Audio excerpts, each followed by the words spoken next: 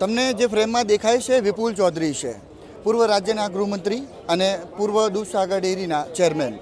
ત્યારે સીજે ચાવડા ભારતીય જનતા પાર્ટીમાં જોડાયા ત્યારે ભારતીય જનતા પાર્ટીના એક કાર્યક્રમમાં પણ જોવા મળ્યા હતા. આપણી સાથે વિપુલભાઈ છે, તેમની સાથે સીધી વાત કરીશું. વિપુલભાઈ, તમને ભાજપના કહીએ કે કઈ પાર્ટીના કહીએ?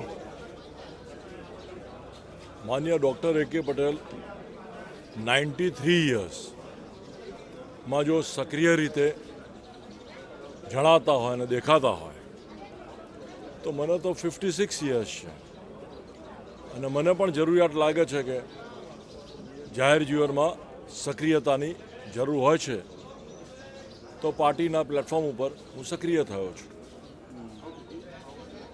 ભાજપમાં સક્રિય થયા? હાજી. અચ્છા, અર્બુદા સેના વિશે શું કહેવું છે? અર્બુદા સેનાએ ટ્રસ્ટ હેઠળ અર્બુદા સેવા સમિતિની રચના કરી છે.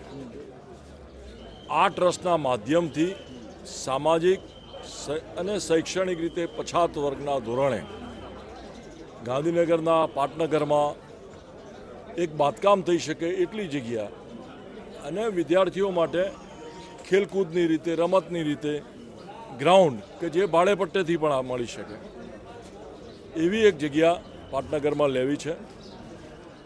જગ્યાના માધ્યમથી સમાજના છેવાડાના વ્યક્તિ સુધી શિક્ષણનો લાભ પહોંચે, તાલીમનો લાભ પહોંચે અને કૌશલ્યવર્ધન થાય તેવી સંસ્થા ઊભી કરવાનો પ્રયત્ન કરવાનો છે.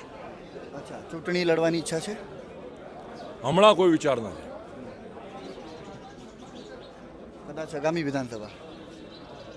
હજુ 56 થયા છે એટલે નિવૃત્ત છું એવું તો કહી ના શકાય, પણ હમણાં કોઈ વિચાર નથી.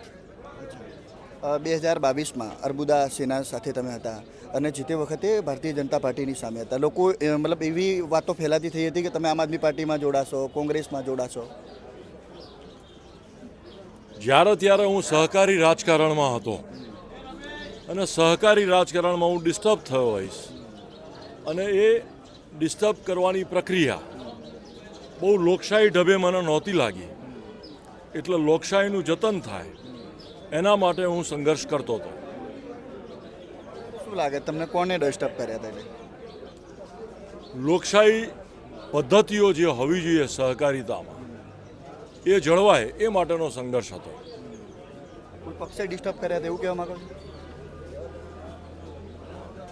સહકારી ક્ષેત્રમાં અમારી સંસ્થામાં હજુ સુધી કોઈ પણ પક્ષનું કોઈ મેન્ડેટ આવ્યું નથી અને હું માનું છું ત્યાં સુધી મારી પોતાની પાર્ટી સર્વાનુમતે કામ થાય એવા જ પ્રયત્નો કરશે. સહકારી સંસ્થાઓ સર્વાનુમતે કામ કરે એ વધુ યોગ્ય રહેતું હોય છે. તમે ભારતીય જનતા પાર્ટીમાં છો? મને તો એમાં કોઈ દ્વિધા નથી. આપને દ્વિધા હોય તો એ દૂર થઈ ચૂકી છે. તો આ હતા વિપુલ ચૌધરી કે જેઓ કહી રહ્યા છે કે હવે હું ભારતીય જનતા પાર્ટી સાથે છું. 2022ની વિધાનસભા ચૂંટણી હતી ત્યારે એવી ચર્ચાઓ ચાલી રહી હતી કે વિપુલ ચૌધરી કોંગ્રેસમાં જોડાવાના છે, આમ આદમી પાર્ટીમાં જોડાવાના છે, પરંતુ આ બધી ચર્ચાઓનો હવે જવાબ મળી ગયો છે. તેઓ ભારતીય જનતા પાર્ટી સાથે છે. જ્યારે સીજે ચાવડા ભારતીય જનતા પાર્ટીમાં જોડાયા હતા ત્યારે કાર્યક્રમમાં પણ જોવા મળ્યા હતા અને હવે તેમણે સ્પષ્ટતા કરી દીધી છે કે હું ભારતીય જનતા પાર્ટી સાથે જ રહેવાનો છું.